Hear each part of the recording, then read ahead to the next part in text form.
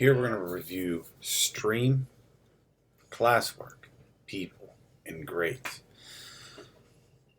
There are some links in my BFMS Google Classroom Overview Google slide that will go way more intensively into this. And you'll learn a lot more just by playing around with it and trying to move files in and out. Remember, nothing that you do will cause you to break something or there's always a way back. So don't hesitate to just give these things a try. And if you can't figure out how to get yourself back to where it was before, just let me know by text or an email and I can help you out with that. I'm going to show you guys grades first. A little out of order, but I have a reason. So this is a couple of years ago where I had students working on some work. Now, the missing section, I didn't always assign a grade to every single assignment. So the missings in my grade book didn't really matter. I always looked for the assignments that said turned in and the ones that didn't say missing. If I had a column that everyone said missing, that's because I didn't make the students turn it in. I didn't utilize the grade book very often. It's a lot more advanced now. This was a couple of years ago, as you can see. And you might want to give it a shot. It might help you put grades in EduStar if we end up needing to do that. I'm going to go ahead and go back to our stream. The stream is your main page. If you're on social media at all, you know that your social media stream is where all of your friends and all of their content is. This is basically all of the content you ever put in your grade, in your Google Classroom. The first assignment gets pushed to the bottom. Like my first assignment here in 2018 was this Google sign form. And as you add, another one pops up and another one pops up and another one pops up. Now this is what the students see as well. So if we take a look, I'm going to just take a look at a couple of my assignments here. If I click on this tab, this window opens up and it shows me all of my student work. This was actually a narrative writing that I had the students do. So I created a Google Doc and I assigned it to them, which I'm going to show you guys how to do here in a couple of minutes. And this is all of their work. It was very handy. This is what they saw when they clicked on it. As you can see, all of these uploads were things that they could utilize in order to get this assignment done. This was a Microsoft Word document that I uploaded. Microsoft Word document, PDF. These can easily be Google Drive docs, Google docs, and that's what I highly recommend. But the students just click on it. They can even print it or download it. They can do the same here. So this is just an assignment that I gave them and they were to turn it in. Let's go back.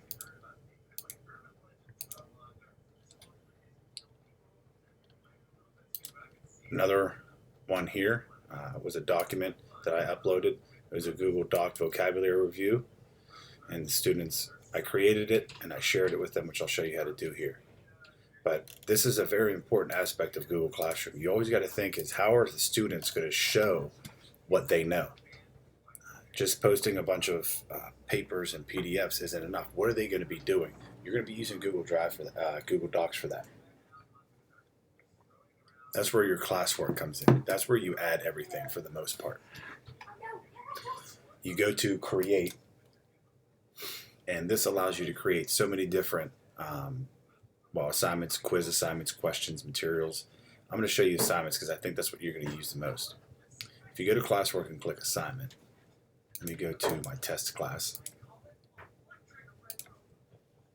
If you go to Classwork and go to create assignment, this gives you the opportunity to first make sure that these things are ungraded for now. No due dates, things like that. Let's keep it nice and simple. Test assignment. I just label it, spell it correctly, and you can add a link, a file, a YouTube video, something from your Google Drive. So let's say I wanted them to do something. I would have already created the Google Doc. I had already created this Google Doc. I'd have named it something.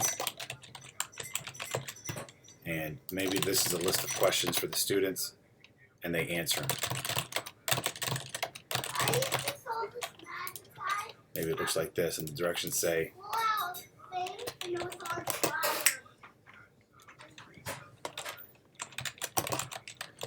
write your answers below the questions. So here's the assignment. I went into my Google Drive, I clicked New, Google Doc, and it popped up over here. So it's called Test, and apparently I cannot spell the word assignment today, so that's Test Assignment. I'm going to go back to my Google Classroom, I'm going to click Add. It is in my Google Drive, and now I just have to find it. Luckily, because I recently made it, it's right there. And this is what it looks like. This is probably the most important thing I'm going to show you. Google Docs is probably the best way to see student work. So even if you give them a PDF that has questions 1 through 8, you have to create a Google Doc so they can answer those questions in the Google Doc, and then you can see it. You go to, this is a Google Doc. I want them to type on it. I don't want them to just be able to see it. I don't want them to be able to edit it. They're not the editors. I want to make a copy for each student. Students editing the file would be like handing one piece of paper out for 30 students. They would all write on it, and everything they did you could see. We don't want that. We want them to all make a copy for each student. And then you can schedule an assignment. That means if you don't want it to post until next Thursday, you could do that. If you just want to save the draft and come back to it, you could do that. But most likely you're just going to click Assign.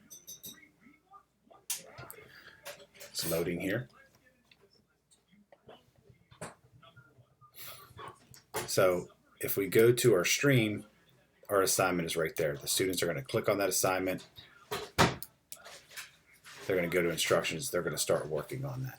That's the basics of the classwork. You can create quiz assignments as well. You can go into a Google form, click on that, and go in and create. This is something that you're going to have to do on your time just to kind of play around with, or schedule some one-on-one time with me to get you guys get individuals going. You could post a question in the entire class. They could be short answer.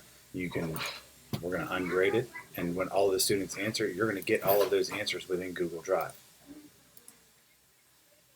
I'm going to go back to my class so you can actually see some of the work that had been turned in. Here was a survey that I did with the students. You can see which students turned the survey in, which didn't.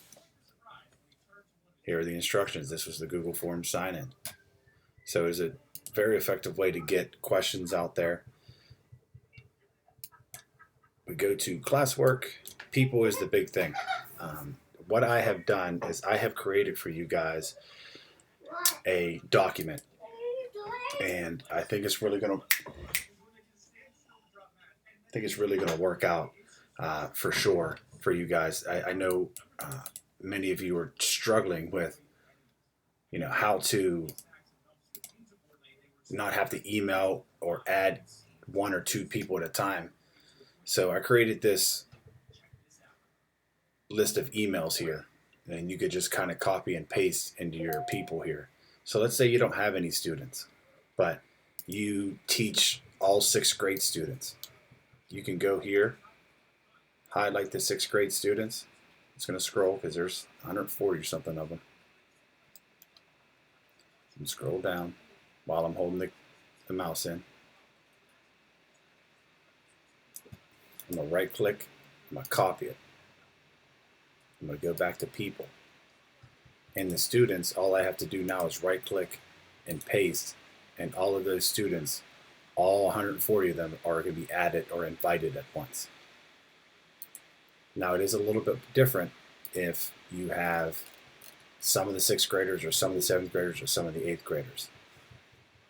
It's totally up to you how you want to divide those up. One way you could do it is to go through and copy every one of your students' emails and then put them in their own column. Or if you have any trouble with that, I can work with individuals as well for that. So this document will be available to you guys after the presentation. That's probably the best way. Please don't forget to add me as a teacher here. That way I have access to your Google Docs just in case you need access. Down here in the students, you can click them all in email. You can remove them. Muting means that they cannot comment or anything on the posts. Sometimes for students that are misbehaving, I would just mute them. And those are the real basics. You're really going to have to take a look at the links at the end of my Google Slides presentation in order to really get a grasp of this if you're struggling. Some of you are doing well. Some of you are very new at this. All of those links will help the advanced get better. It'll help the beginners get better as well. So there's a little something in for everyone.